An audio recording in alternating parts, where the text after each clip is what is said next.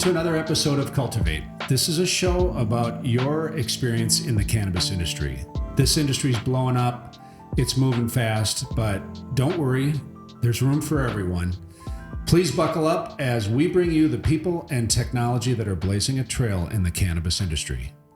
Today's podcast is going to focus on an international crisis of evaporation. What's happening to cannabis flower from the time it is cured and stored until the time it reaches the consumer.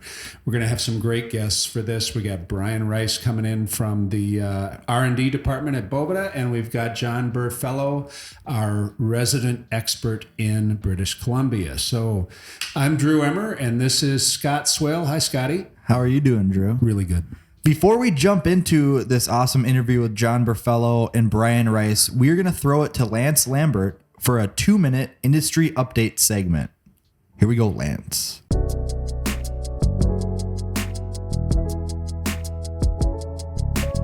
Hey guys, Lance Lambert here from Boveda, ready to give you a cannabis catch-up. First, we'll start off this week domestically in the Sunshine State of Florida. Florida has a company called Fat Dog Spirits that just came out with their new specialty brand called Nirvana Spirits. So Nirvana is looking to create both gin and vodka that's infused with hemp-based CBD. So while that sounds really exciting that there's going to be some infusion going on, you're still mainly going to enjoy the attributes of the alcohol. The one thing that CBD will likely help out with, though, is maybe a little bit of that hangover the next morning. Still props to them for being innovative and looking ahead of the curve. Next up, we have our headquarter home state of Minnesota. So in Minnesota, the largest county is no longer to criminally prosecute marijuana possession offenses. So we're actually speaking of Hennepin County, Minnesota. According to a new policy announced last week by County Attorney Mike Freeman, this is going to change very much what happens when someone's caught with a minute amount of cannabis. This county actually holds an estimated 1.2 million people. So the fact that you have 1.2 million people and Minneapolis, Minnesota within this county is quite a big deal. Something we'll be keeping a close eye on. The last we have domestically is New Jersey. So while many of us in the industry were very much looking forward to the expedited process that was going on with the adult use legalization in the Garden State, unfortunately that fell short on Monday. So we have, of course, the governor of New Jersey that's very much in support, Governor Phil Murphy, his fellow Democrats, and his lead in the legislature continuing to scramble as much as they could to get the votes. Even the fact that 60% of the populace of New Jersey were in favor of adult use cannabis. It came down to the final straw on early Monday afternoon, and it was clear they would not be able to muster enough votes in the state Senate. So good luck to you, New Jersey. We're rooting for you for next time. That's your update for this week. Again, thank you very much for tuning in, and we look forward to catching up with you in the near future.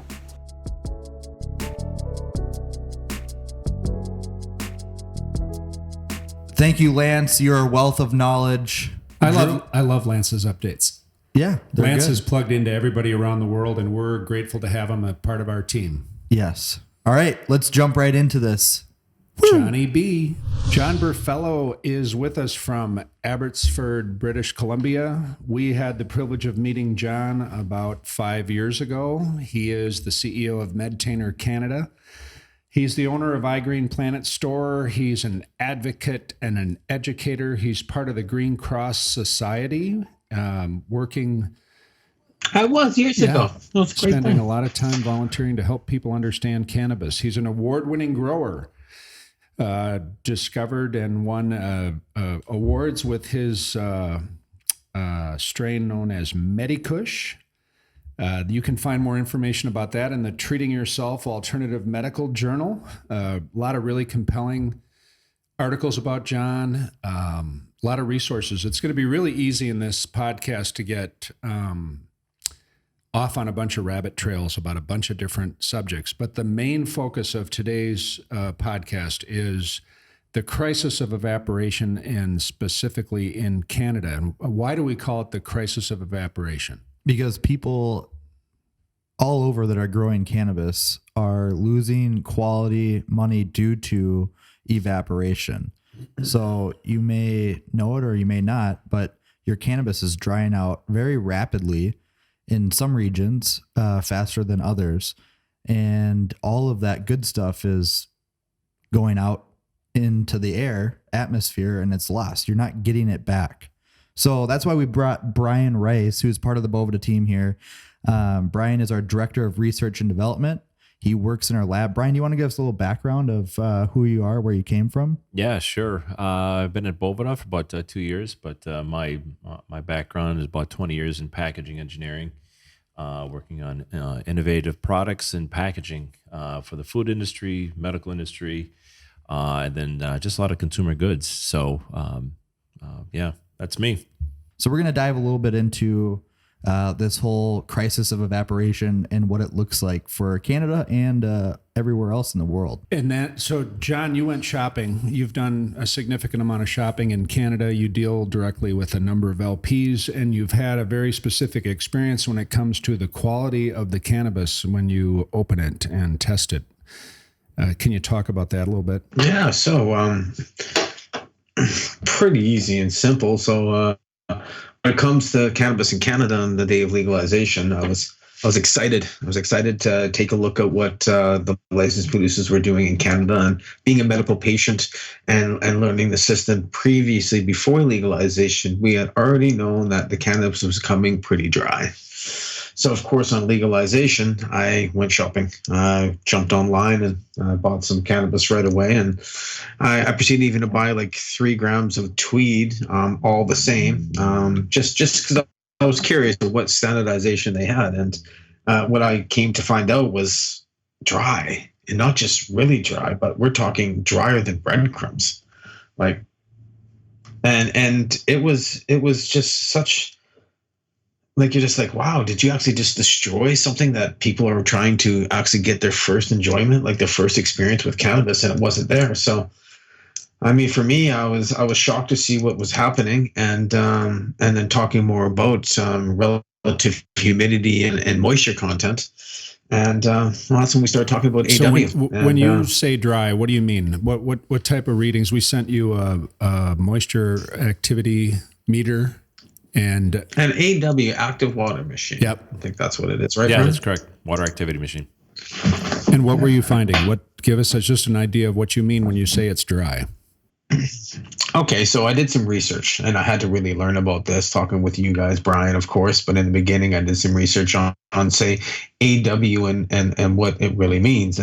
And I found out that, like, say, the AW, active water in breadcrumbs, was 30. And then I did some more research and found out that AW in pasta was 50. I'm like, okay, that's pretty cool. Gives me an idea. Jam is 65. I guess that's why it goes in the fridge once you open the jar. And I was, really excited to see what was going on, because I know my own cannabis is, quite, it's fresh, let's just say. So the machine, went into the garage and pulled out some of the first stuff I tested was tweed, and it came back at like 44% AW. And I'm like, well, what is that? And why is it so dry? And I tested another one out of Ontario, and it came back at like 39. And I'm like, wow. Then we moved over to, say, the East Coast, and that was coming back at like 29. So you just mentioned about provinces and different elevations. So as you're hearing, and then when I got the stuff from BC, that was testing at 48. I started seeing just this difference of, why is it so dry, and why is everything just so all over the place? And even listening to you right now talk, Scott, about just the provinces in different parts of the country. As you're hearing, I'm testing cannabis at different parts of the country, all across Canada, and it's all roughly different. Some is too dry, some is not dry enough. Actually, everything is too dry, to be honest. And for everyone listening, Brian, can you just give a little background on what water activity is and how that translates into relative humidity and moisture content? Yeah, sure. So water activity measurement is essentially the same thing as relative humidity. And what I mean by that is when you take a product, as John had mentioned, and He measured weed or pasta or jam, and if it came out at say 0.50 in the water activity, that 0.50 is essentially 50% relative humidity. So there's a 1-to-1 ratio there. You just got to move the decimal place over a couple points. So those are, like I said, 1-to-1 ratio. However, when it comes to moisture content, it's a totally different conversation. Moisture content is a total water that is in the product that you're measuring. And typically how that's measured is you'll take the initial starting weight of that product and then dry it down as far as you can. And then you're taking that measurement and then also applying a percent. So it's a percent of water as its moisture is lost over time. Great. And as we kind of talk through this, some of these things that we're talking about, we're going to have flash up on the screen or have available at the end of the podcast for you guys to look at so you get a visual of what we're talking about. But one thing that we have is this isotherm graph that shows that as cannabis is either absorbing moisture or deabsorption coming down, it's going to have a different moisture content at the same water activity level. So in this chart that we're looking at, as cannabis is absorbing moisture, when it's at 65% relative humidity or 0.65 water activity, the moisture content is right around 12%. Now, on the flip side, as it's in the deabsorption phase, when it's at 65 RH or 0.65 water activity, you're at about 20% moisture content. Yeah, that really highlights one of the biggest reasons why moisture content should not be looked at as a number for safe weed, if you would, because if you measure like you said, you could be at 20%. And be at 65 or above, and in one hand, you could be at 12%. So it's a good way to say, you know what, this is how much water is in my weed, but it's not really going to tell you how safe it is or how dry it is. So if your eyes and ears have started to glaze over since we started talking technically, let's talk about why it's important.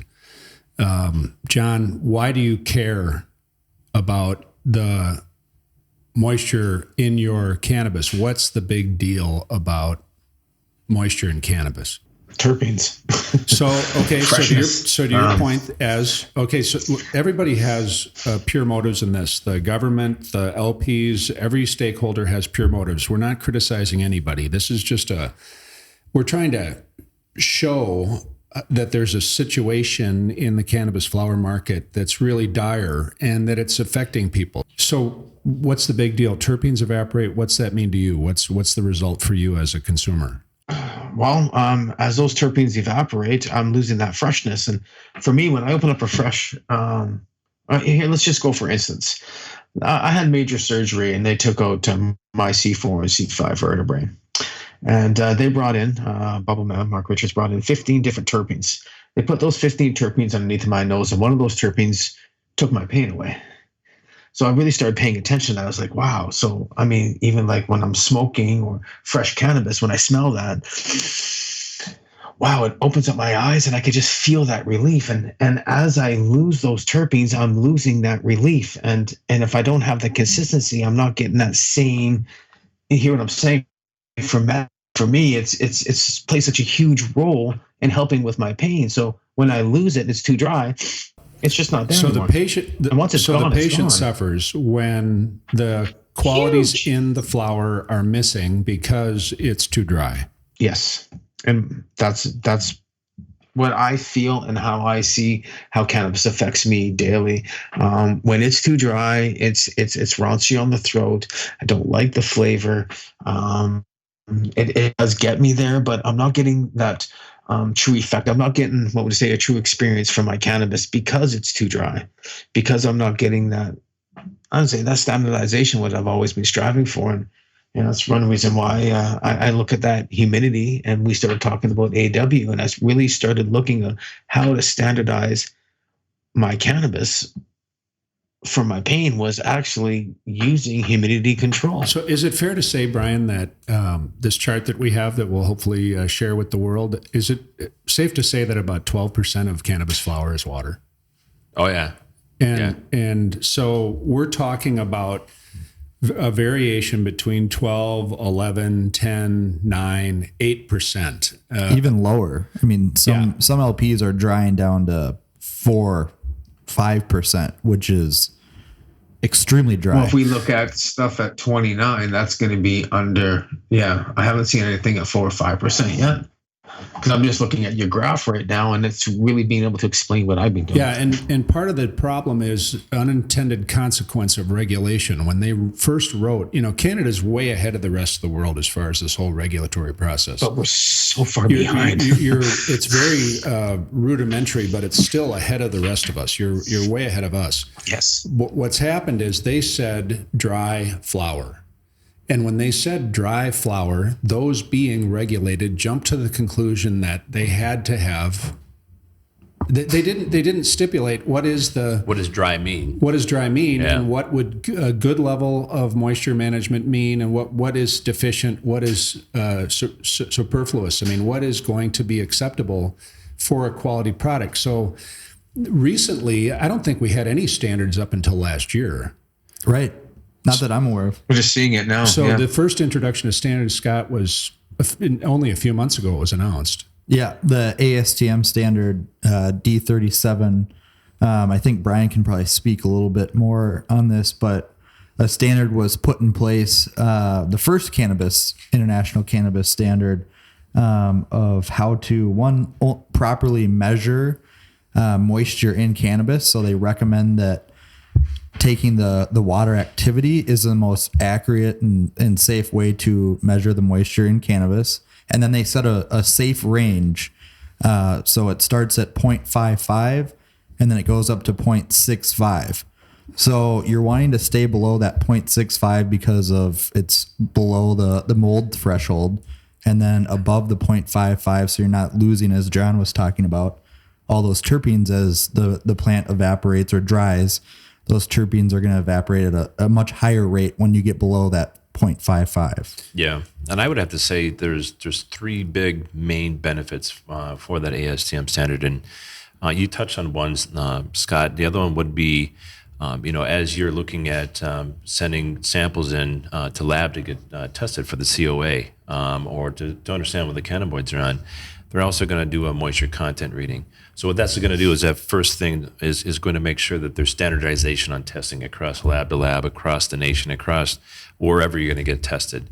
That's one thing. The second one is, it's going to maintain that proper weight through distribution. When you're packing, 1 gram or 3.5 grams into a container, by the time that hits a consumer, if it doesn't reach there, it could be below that range. It could be a little below 55 and get in that dry category. Now you've got more of an issue from the consumer side, and they're going to hear a lot of complaints that are going to happen. What's interesting about that is we have an article here that we'll share as well by 420 Intel, and it just talked about all of the dry cannabis across Canada.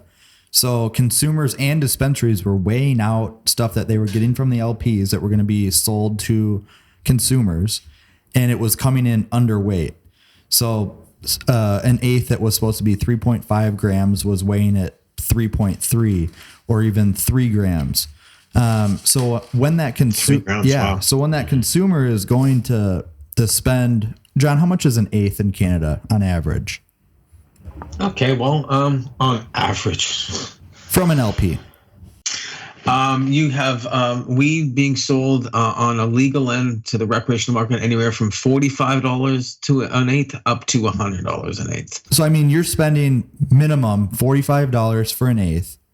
You're expecting to get 3.5 grams and you get essentially ripped off because you're getting underweight cannabis. Now, one of the brands had a response to all these consumers, and they said they reminded customers that over time cannabis buds lose moisture and dry up. Well, that's true. That does happen. There's a way to prevent that. Yep. If you have proper storage, proper humidity control, that gets eliminated completely. And not only is the water being dried up, there goes your terpenes. Exactly. Well, and you're talking about two different approaches to the management of water activity. One is if you're concerned about safety, there's a whole set of things you do in order to maintain safety. And then at the same time, and the real challenge that we're highlighting in this podcast is you have to come up with a way to address quality.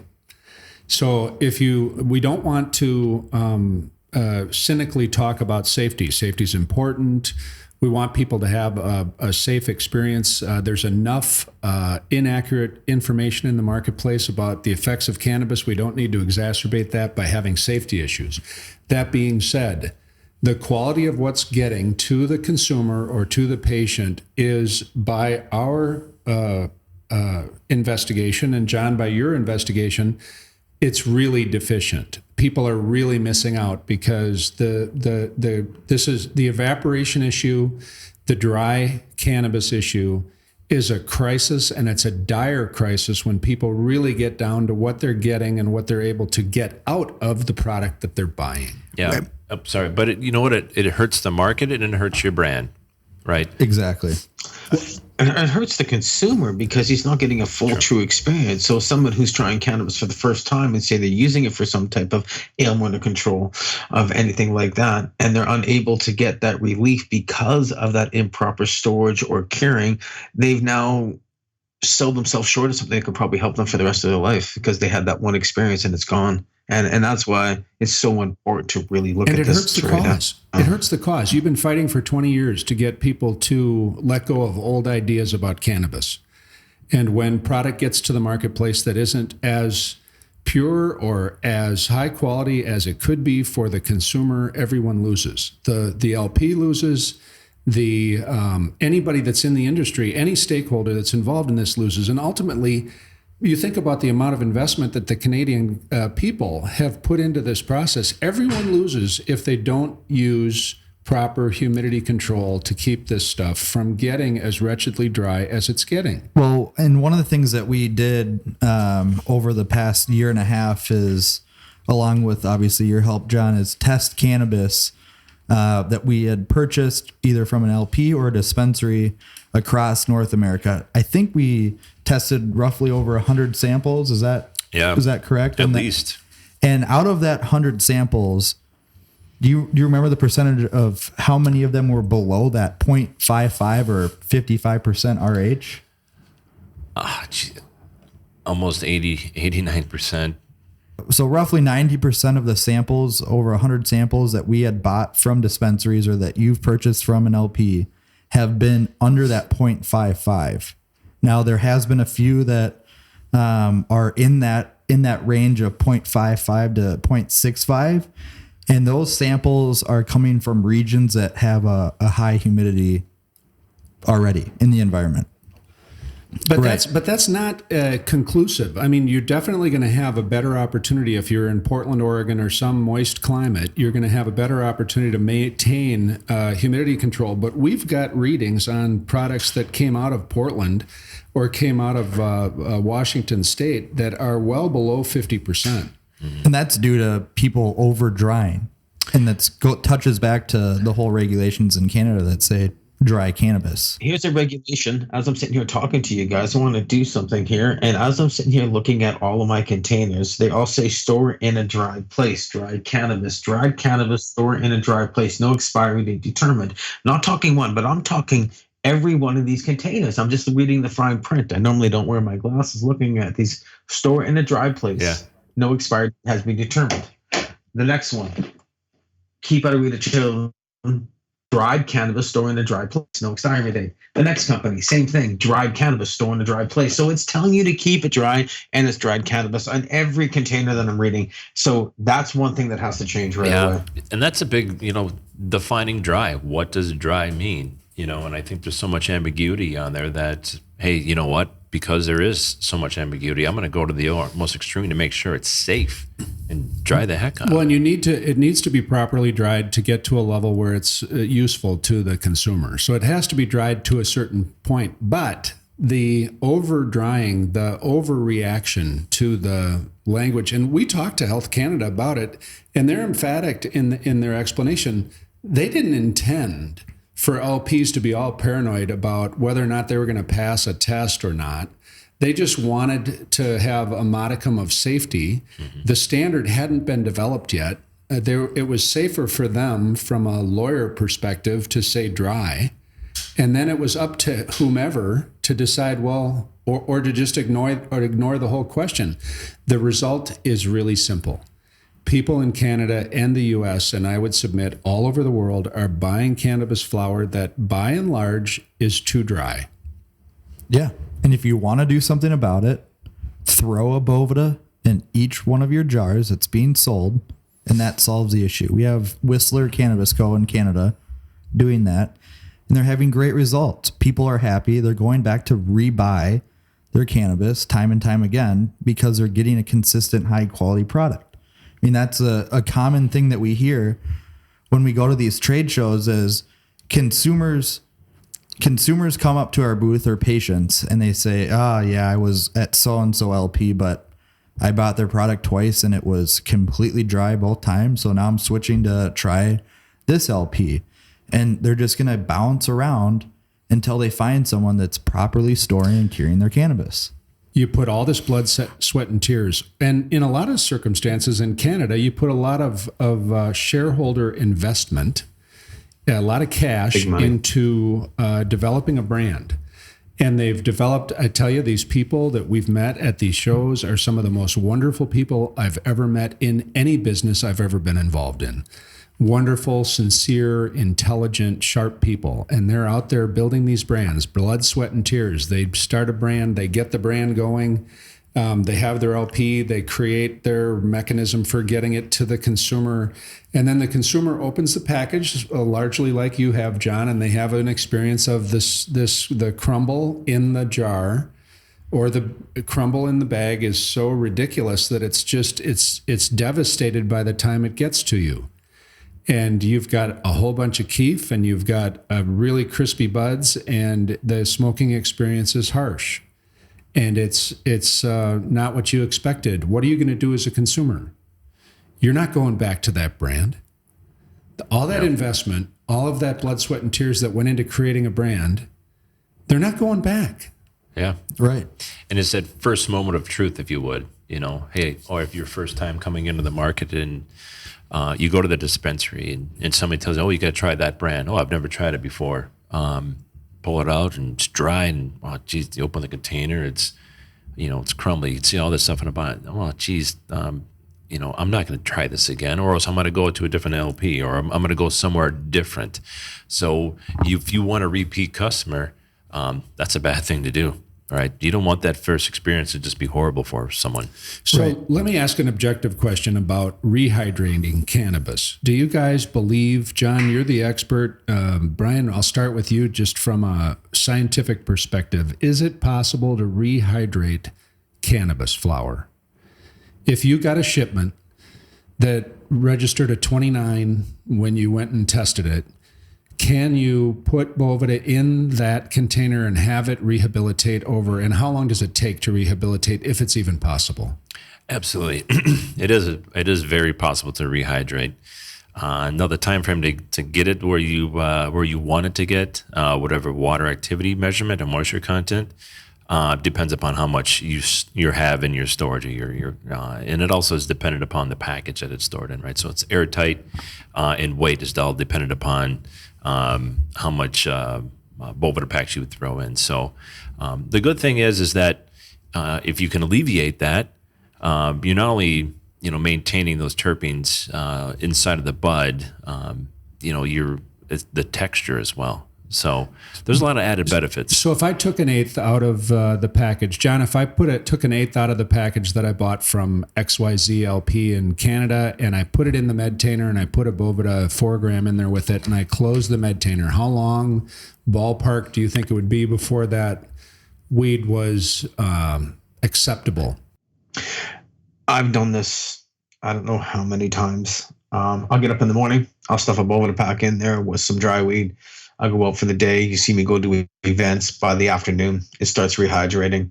Or I'll do an event and I'll open up a package with some dry cannabis, and put a Boveda inside a sealed container that's a completely airtight, watertight, I always say. By the morning, it's fine. I always say within 12 hours. I always find that if it's really hard and dense, it might take a little longer. But some of that fluffier weed, it happens over a period of probably in an afternoon. Yeah, that's a good point. But of course, it really determines on the density. Yeah. Right. And we had someone, I don't know if you remember at the Lift show in Vancouver, I think the first Lift Vancouver that we did, and he came up to our booth and asked what our product was, and we explained it to him. He's like, I don't believe it. That there's no way it's going to work. And so we said, well, here, try a sample, try it out on your own, as we tell everyone. You don't take our word for it. Let the product speak for itself.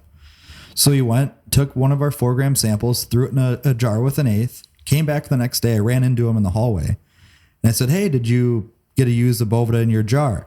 He goes, dude, I have to apologize for being so hard on you and saying that your product didn't work. He goes, I opened it up this morning and it was completely different. It had already in 12 hours put so much more moisture back into it, he could smoke it. Yeah, that's a good time frame.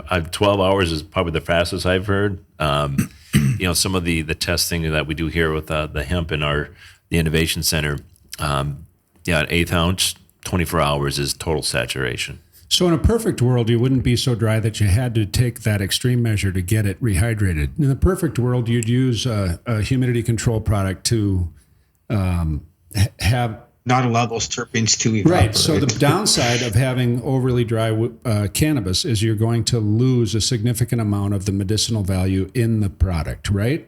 Right. And rehydrating won't get that back. Yeah, you can't put it back in. And I think the beauty of that, you guys mentioned that short time frame. If you're sitting in a situation where you've got dry weed, it's been in storage and it's, that 35%, 40%, and you know what? The market's great. You want to sell it quickly. Boveda is going to get you up there, get all that weed up to water activity, relative humidity faster, which is going to increase that weight within 24 to 48 hours, depending upon the weight and density of the buds. But it can happen very quickly to get so you can react faster to the market. Right. But the important thing is we want to get these LPs and growers all across the world using Boveda on the front end, the curing and long-term storage of all their bulk flower, so it's maintained over whatever time frame you have, so it's not losing those terpenes. We have a study that shows just within 60 days, products stored with Boveda had a 15% higher terpene level than the product that didn't have Boveda. That's a lot over 60 days. And then more importantly, then once it's broken down into these small containers, you're putting Boveda in to each individual container. So while it sits in your warehouse or on a shelf, that it's a perfect quality by the time it gets to the end consumer. And then it's significant. It's even more significant for anybody that's buying pre-rolls, because if you grind flour, you create more surface area and you create more exits for all that goodness to come out of the flour. And if it's not properly supported immediately and consistently, you really have a high level of degrade in a pre-roll. Absolutely. Especially when you grind it. If you're going to grind up dry weed for, a joint, you're going to lose a ton of terpenes versus if it's prehydrated and at the right RH level. Keeping it at the good, maintained level, if you just said, Scott, is going to ensure that, you are going to get some terpenes that get lost after grinding, but, that water is clinging onto the aroma. It's clinging onto the terpenes. So the higher the water content, or our water activity, relative humidity, is actually going to help preserve and maintain and keep that in there. You just said it, Brian. When you talk about relative humidity and water content, and this is what I always say, a bomb is dropped. But these licensed producers and people that are packaging cannabis all around the world, when packaging, you got to control that relative humidity inside the room while packaging too. And that's something that I've kind of discovered by using these humidity control packs, is controlling that relative humidity in the room while packaging with the control packs is key, because you don't want to lose it. And I package at 70% RH and found the active water, and at 60% RH and found the active water to be quite different. And that's when I was able to start really, and that's the last one I did. I'd be using Boveda, but I was packaging at a different RH level in the room, and then it was actually rehydrating it. So there's all these little things that everybody has to really pay attention to, and there's a key part of being able to package and keep cannabis fresh, and that's going to come right down to, like you say, Scott, the beginning starts of packaging and making sure that RH level is at the proper content going all the way through, from the cropping, from the curing, from the packaging to the end consumer. There's going to be a chain that we can follow, so we have that standardization. Yeah. We're going to wrap up this episode, but John, I want to ask you, you were a patient first. And would you be so kind as to come back and join us again and have a conversation about opiates and addiction and escaping the dragon and finding a way into a happy, healthy, peaceful state of mind, and how cannabis has played a role in that for you? I think that would be an awesome show. Hey, well, you know what? I am published on this, and I would love to talk more about how cannabis basically saved my life from heavy pharmaceutical drugs. 100%. We're going to do it again. We're going to get you for that. But to recap what we talked about today, just to be very simple about this, there is a crisis in the cannabis industry worldwide where there's a significant amount of value that's evaporating. And we went so far as to do a calculator based on the amount of cannabis flower that's being produced. And this number might blow you away. This is in US dollars. So it's significantly more if you put it in Canadian dollars. The global loss due to evaporation is estimated. This is both in storage and in packaging. The global loss. Anybody have a guess? 44.2 billion. John, you're high. Literally and figuratively? No pun intended. I mean, it's a big problem, but 4.2 billion, that's fantastic. We estimated at 600 million, but we might be a little on the conservative side. That's taking kind of an average. It's conservative, but it's a huge number. So it's a lot, and it's preventable. 100% it is. Yep. That was one big thing that was launched in, and even with the Canadian market, a lot of these licensed producers had disclosed how much they had lost in their annual, and one disclosed they lost $147 million. And my question to them was, how much was that in the evaporation? Right. And I mean, the cool thing too, so if you're an LP or a grower and you want to learn what it would cost to protect your craft or your product with Boveda and see how much money you're losing by not using Boveda, we have a what we call an ROI calculator online. So you can plug in all of your information, your numbers, and it's going to spit out a number and say, okay, when you're not using Boveda, here's how much you're losing for this investment, small investment into your operation. Here's how much money you're going to essentially make or save by using Boveda. So we'll put that up on the screen or in the description so you can visit that as well. And we want to engage you to participate with us. Please employ our social media assets and communicate with us about your own experience in the field with cannabis flower. Scott, how do we get a hold of Boveda? On Instagram, Twitter, Facebook, at Boveda Cannabis. And you can feel free to email us, info@bovedainc.com, with any questions or concerns, and we will address them. And we'll also have links in there for you to find Jon Berfelo, a fine fellow from British Columbia that has been a great friend to us. He's a great friend to the cannabis industry at large and to patients that are seeking quality outcomes through cannabis. Johnny, we thank you. I can't thank you enough for participating today. Well, thank you very much for allowing me to weigh in on this subject that is so important here, not just for Canadians, but around the world as cannabis starts legalizing. Yep. Right. Brian, thanks for having me, guys. Thanks for your expert advice. Anytime. There'll be more. We're all in this together. Boveda's podcast, Cultivate, is intended to bring you the people and the technology that are blazing a trail in the cannabis industry. Jon Berfelo certainly is. Brian Rice certainly is. We're doing our best to bring you the best quality we can. So join us, and thank you. That was a great podcast. I know we talked a lot about Canada because John Berfelo is in Canada, and there's a lot of news coming out of Canada. But this is not just an issue in Canada. It's this a worldwide issue. Worldwide. I mean, all the testing that we've done internally has been in the States. So over those 100 samples that we took, 90% of them were below that range that you want to be at. That's all in the U.S. It's all substandard. So the point is there's action that you can take. And if you reach out to your dispensary, if you reach out to your LP, if you reach out to whomever is providing your cannabis and implore them to take two-way humidity control seriously, it's a solvable problem. This is a crisis that we don't have to have linger beyond these first nascent years of this business. It's time. Let's have standardization. Let's have cannabis at a particular quality level, minimum expectations that we can all rely upon. So put Boveda in your stash. And you won't have dry cannabis. Maximize your cash. Well, there's that part of it too. I'm actually hesitant to talk about the return on investment part of it because so much of the ethic in the cannabis industry is about medicine or about patients getting help.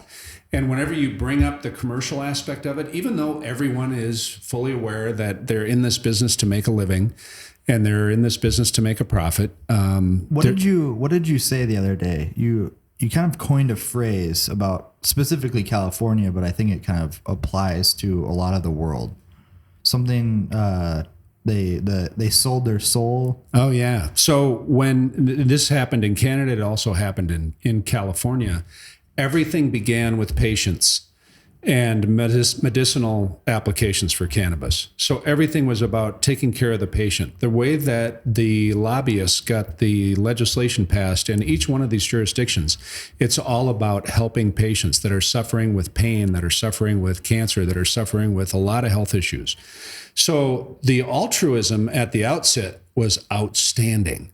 But over time, as these businesses have evolved, it's become less about the patient and more about the balance sheet. And what we talked about and where I went with it was I had actually talked to a fellow that lost his wife to cancer, and his motivation for becoming a trimmer out in the Sierra Nevadas was he wanted to help his wife have access to really high quality cannabis for her end of life. And great motivation. Really related to the guy. I really felt, the sincerity in what he was doing. And he coined the phrase. He said, California sold its soul. This industry has sold its soul because it's no longer about the patient. And the bad news was they sold their soul.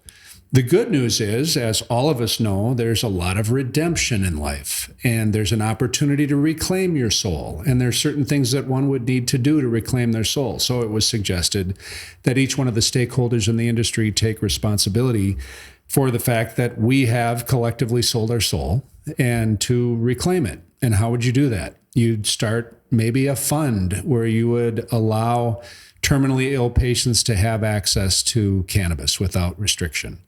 And that would certainly be an auspicious goal, but something that's totally possible if people put their minds to it. So, awesome. Yeah. You can't help others before you help yourself.